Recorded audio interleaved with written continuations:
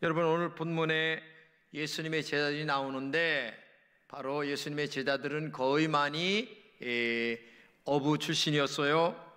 그들이 갈릴리 호수에서 고기를 잡는데 밤새도록 고기를 잡았는데 한 마리 못 잡았어요. 근데 새벽에 허전하고 쓸쓸하고 낙심되었게 그물을 씻고 있는데 예수님이 찾아오셨습니다. 그래서 그들에게 빈 그물을 씻고 있는 그들에게 얘들아, 깊은 데 가서 그물을 내려 고기를 잡으라 라고 얘기를 합니다. 그때 베드로가 밤이 새도록 수고했지만 고기 한 마리 못 잡았습니다. 그렇지만 내가 말씀에 의지하여 그물을 내리겠습니다, 이렇게 말합니다. 그리고 그물을 예수님 말씀하신 깊은 곳에 가서 그물을 내렸는데 이게 웬일입니까? 고기가 그물이 찢어질 정도로 많이 잡았다는 얘기입니다. 이 사건의 내용과 그리고 고기를 잡은 후에 베드로의 반응에 대한 이야기가 오늘 본문에 잘 기록되어 있습니다. 베드로와 다른 사람들이 예수님께서 깊은 곳에 그물을 내려 고기를 잡으라 했을 때에 그대로 따랐는데 공동 번역으로 5절을 보겠습니다. 시몬은 선생님, 우리가 밤새도록 애써봤지만 한 마리도 잡지 못했습니다. 그러나 선생님이 말씀하시니 한 번 더 그물을 내려 보겠습니다. 자, 이 말씀을 깊이 생각하면 다음과 같은 여러 가지 의미가 새겨져 있어요. 첫째는 예수님의 말씀보다 자신들의 경험이 훨씬 더 위에 있다라는 의미를 내포하고 있습니다. 즉, 자신들의 경험으로는 깊은 데는 고기가 없는데 라고 하는 말이 있습니다. 마음이 있다는 얘기죠. 그런데 선생님이 말씀하시니까 내가 헛일 삼아 한번 해보겠습니다. 믿지야 본전입니다. 뭐 지금까지 못 잡은 거 한 번 더 수고한다고 해서 손해가 되겠습니까? 잡으면 다행이고 못 잡으면 뭐 할 수 없죠. 뭐 그런 마음의 의미가 내포되어 있다. 그냥 한번 해보겠습니다, 그런 의미가 들어있고요. 두 번째는 도움을 청할 정도로 많은 고기를 그런데 잡았다는 얘기입니다. 본문 6절입니다. 그물을 쳤더니 고기가 너무 많이 잡혀 그물이 찢어지게 되었다. 그래서 그들은 다른 배에 있는 동료들에게 도와달라고 손짓하였다. 그들이 와서 함께 두 배의 고기를 가득 채우자 배가 가라앉을 지경이었다. 자기들의 생각과 전혀 다르게 물고기가 엄청나게 많이 잡힌 거예요. 다른 동료들에게 청하여 고기를 끌어올릴 정도가 됐어요. 정말 자신들의 생각과는 전혀 다른 결과가 왔다. 그 말은 뭐냐면 이때부터 생각의 변화가 전환점이 오게 되었다는 얘기입니다.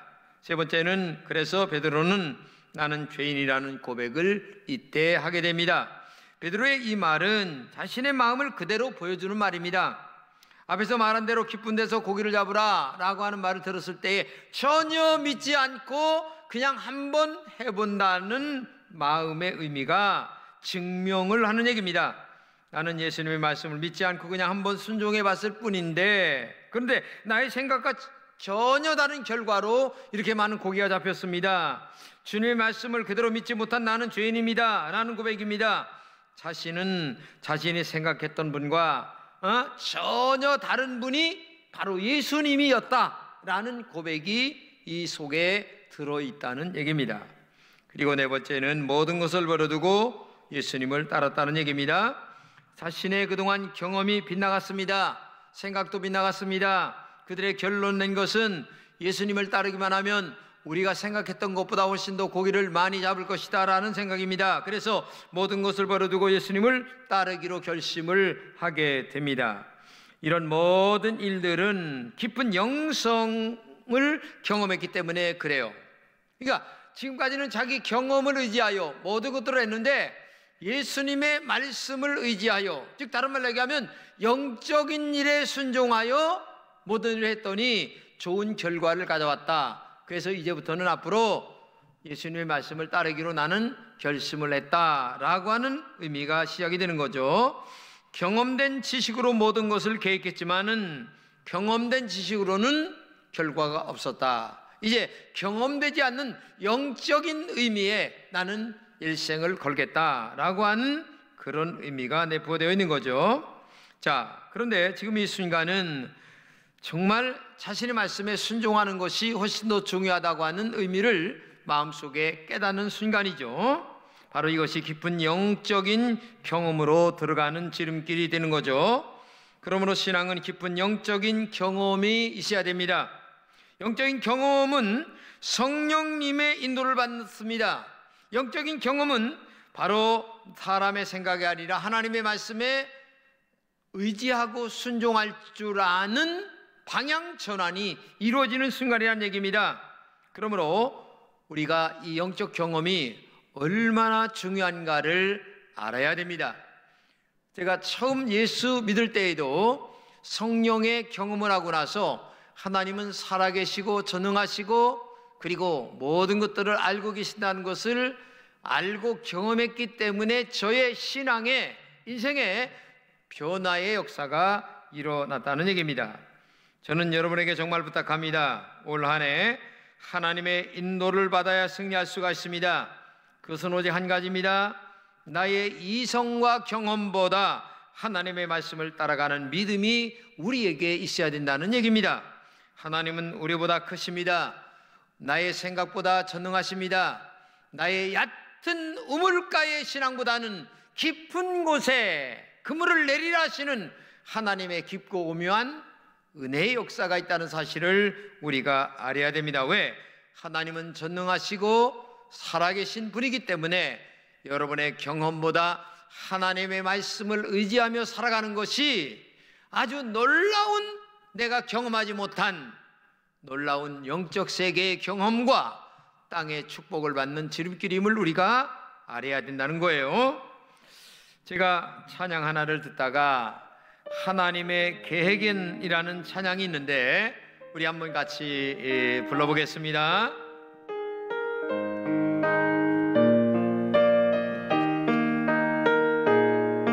하나님 계획은 공명하셔서 우리가 증량할 수 없으며 하나님 계획은 분명하셔서 우리가 고역할 수 없도다.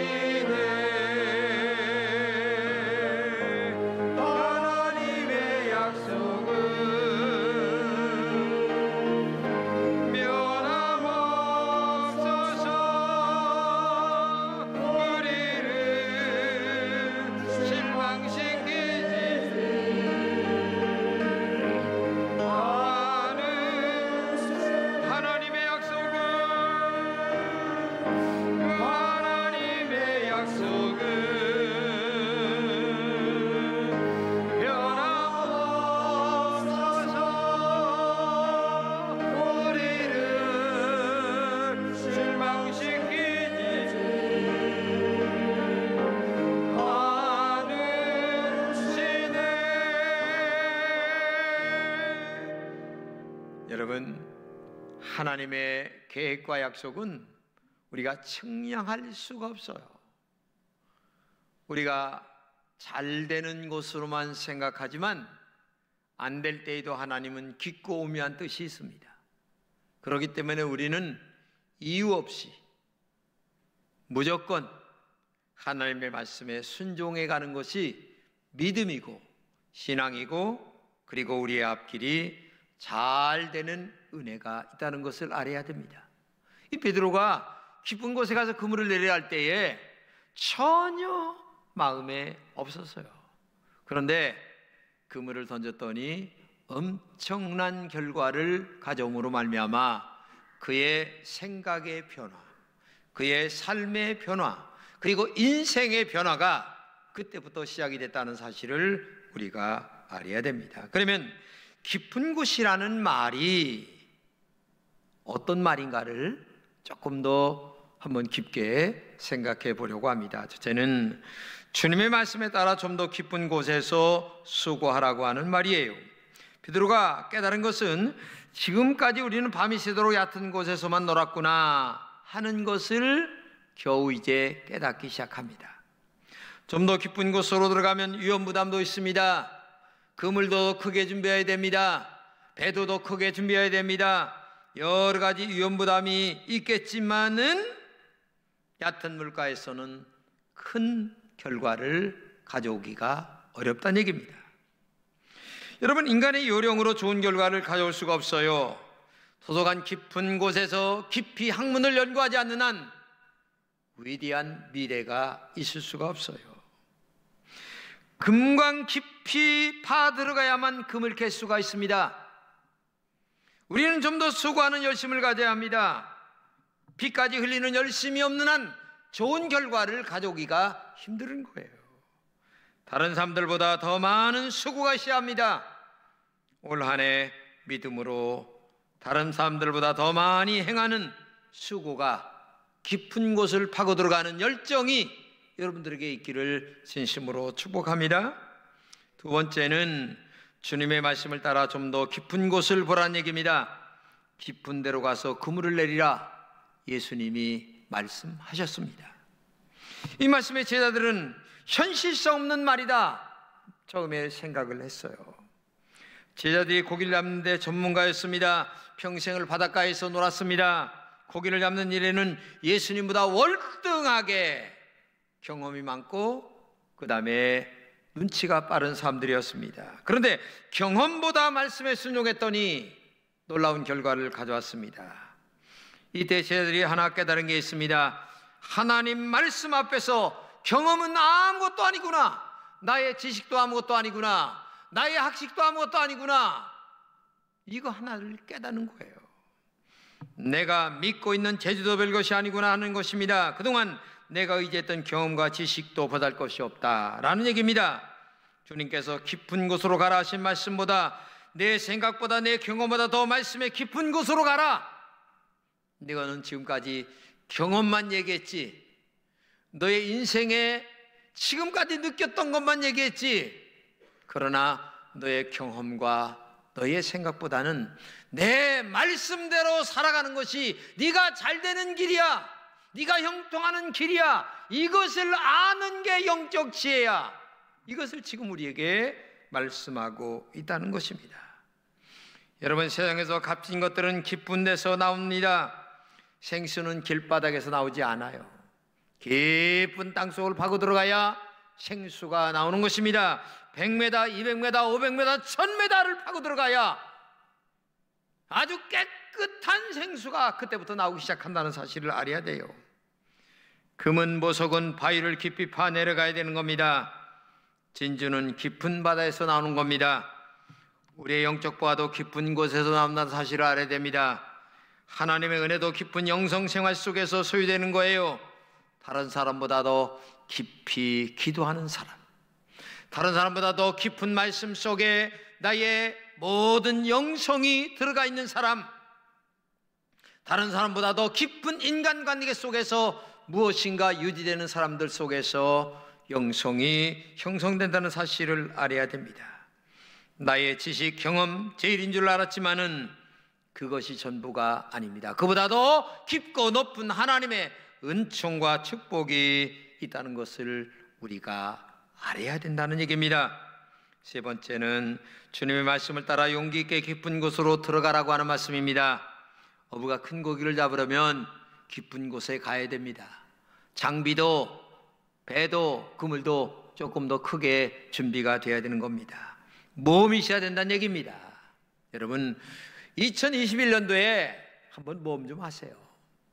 말씀대로 살아가려고 하는 모험, 믿음으로 살아가려고 하는 모험, 이제까지 내가 했던 것보다 훨씬 더 높은 믿음의 경지로 우리가 들어가야 더 큰 고기를 잡을 수가 있습니다. 지금까지 깊은 곳이 아니면 많은 땀을 흘렸어도 결과는 피라미밖에 잡을 수가 없어요. 아무리 수고를 해도 자신의 꿈을 이루지 못한다는 얘기입니다. 제가 오랫동안 목회를 하면서 느끼는 게 하나가 있어요. 그게 뭐냐면 많은 사람들이 믿음 얘기하는데 믿음이 너무 적은 분들이 많아요. 그래서 물가에서만 평생을 맴맴 돌다가 피라미 몇 마리 잡다가 인생 끝나는 사람들이 참 많아요. 전도 말씀의 깊은 곳으로 들어가려는 결단을 하지 못합니다. 주저주저하며 믿음으로 살지 못합니다. 말씀대로 순종하지 못합니다. 그래서 바른 주일 성수 생활 못합니다. 온전한 11주 생활 못합니다. 선교 생활 못합니다. 그런 것은 평생 얕은 물가에서 헤엄치는 신앙생활입니다. 이런 신앙에는 살아계신 하나님을 경험 못합니다. 내가 종교인으로 날마다 신앙생활할 뿐입니다. 올해는 큰 결단 한번 해봅시다. 깊은 곳에 가서 내가 그물을 내려 피라미가 아니라 좀 더 큰 고기 한번 잡아보겠다. 하나님의 축복을 한번 경험해보겠다. 뭐 이런 신앙의 결단이 여러분들에게 있기를 진심으로 축복합니다. 그러면 어떻게 해야 깊은 곳에 그물을 내릴 수 있을까요? 오늘 본문 3절을 한번 보겠습니다. 예수께서 한 배에 오르시니 그 배는 시몬의 배라. 육지에서 조금 뛰기를 청하시고 앉으사 배에서 무리를 가르치시더니. 여기 세 가지가 나옵니다. 첫째는 주님이 내 인생의 배에 정말 올라타야 된다는 얘기입니다. 여러분 예수를 믿는다고 하는데 정말 신앙 고백이 분명한가 한번 확인해 보세요. 예수님이 정말 내 인생의 배에 올라왔는가? 내 사업장에 올라오셨는가? 내가 걸어가는 발걸음 속에 주님이 동행하며 걸어가고 있는가? 베드로의 배에 지금 예수님이 올라오신 것처럼 내 인생이라고 하는 배에 예수님이 올라오셨는가? 한번 정말 확인해 보세요. 신앙 고백 분명한가 확인해 보시라는 얘기예요. 이게 얼마나 예수님이 올라올 때부터 기적이 일어나기 시작하는 겁니다. 두 번째는 세속적인 것으로부터 떨어져야 한다고 얘기합니다. 예수님은 베드로의 배에 올라탄 다음에 육지에서 조금 떼시고 이렇게 얘기합니다. 떼기를 원하셔요. 이건 뭐냐? 너 세속에서 좀 떨어져라. 너 교회 다닌다고 하면서 매일 세상 사람들과 별다를 바 없이 지금 살아가고 있지 않느냐? 너 한번 신앙생활 점검해 봐라. 주일날 교회 나오는 시간 외에 뭐 세상 사람들과 별다르게 살아가는 게 뭐 있니? 영성생활에 네가 정말 다르게 살아가는 것이 정말 있느냐? 너의 심령에 때 묻은 것을 한번 닦아봐라. 지금 그걸 말씀하고 있는 거예요. 세속적인 신앙에 매이면 아무것도 못합니다. 종교인으로 평생을 마치는 겁니다. 세 번째, 가르침을 잘 받아야 합니다. 본문에 배에서 무리를 가르치시더니 말씀하십니다. 예수님은 그 짧은 시간에도 베드로를 말씀으로 가르쳤습니다. 여러분 말씀 가르침을 잘 받아야 합니다. 그래서 성경 읽기 시작해야 되고, 그 다음에 교회에서 가르치는 모든 교육을 안 받았으면 받으려고 노력하고, 한 번 했으면 또 잊어먹으면 또 하려고 노력하고, 그런 열정이 있어야 되지 않겠어요? 그래 예수님을 만나든지 뭐 하든지 해야 될 것 아니겠어요? 양육 잘 받아야 합니다. 교회에서 말씀 교육 잘해야 되는데 잘못하다가 2단 3단에 빠져가지고 신천지 5천지에 빠지는 사람들이 얼마나 많이 있어요? 그렇기 때문에 오늘도 여러분과 제가 정말 신앙생활 잘해야 된다, 말씀 교육 잘 받아야 된다, 이걸 알아야 됩니다. 1519년에 스페인의 코르테즈라고 하는 장군이 11척의 배를 가지고 700명의 군사로 멕시코를 점령합니다. 근데 이 사람들이 해안에 도착하여 배에서 내리자마자 이 장군은 배 11척에다가 불을 질러버립니다. 돌아갈 길을 딱 막은 거예요. 그 말은 다른 말로 얘기하면 700명 군사에게 죽기 아니면 살기로 도전해서 멕시코를 점령하라, 그 얘기예요. 그리고 그렇게 주문을 합니다. 우리는 돌아갈 길이 없다, 후퇴할 길이 없다, 실패하면 죽는다, 사는 길은 앞으로 나가 정복하는 길밖에 없다. 영적으로 얘기하면 하나님을 만나 기어이 하나님의 축복을 받아 영생의 길을 걸어가는 길밖에 없다. 기어이 하나님으로부터 축복을 받아내고야 말겠다라고 하는 마음을 갖고 기도하자, 말씀대로 살자, 믿음으로 살자, 그런 말이죠. 근데 놀랍게도 그런 마음으로 700명의 군사가 이 엄청난 멕시코라고 하는 나라를 정복하여 한때 스페인이 그 나라를 오랫동안 지배하는 역사가 있었다는 사실을 우리는 역사에서 배우게 됩니다. 2021년이라는 올해는 무슨 일이 있어도 뒤로 물러가면 안 됩니다. 우리는 더 이상 물러설 곳도 없습니다. 코로나19가 우리를 이렇게 험악하게 만들어 놨습니다. 이때일수록 더 많이 기도하고 이때일수록 더 많이 성경을 읽으면서 하나님의 말씀으로 무장하고 영적인 하나님의 종들이 돼야 된다는 얘기입니다. 그때 성령이 함께하는 사람이 되고 믿음의 사람으로 발전이 되고 변화의 사람이 되어서 하나님의 거룩한 성령님이 우리의 삶 속에 동행하는 삶을 살아가는 사람이 될 수가 있다는 것입니다. 나는 정말 여러분들에게 부탁합니다. 영성이 깊은 하나님의 사람이 되어야 합니다. 하나님의 깊은 영성의 사람으로 변화돼야 됩니다.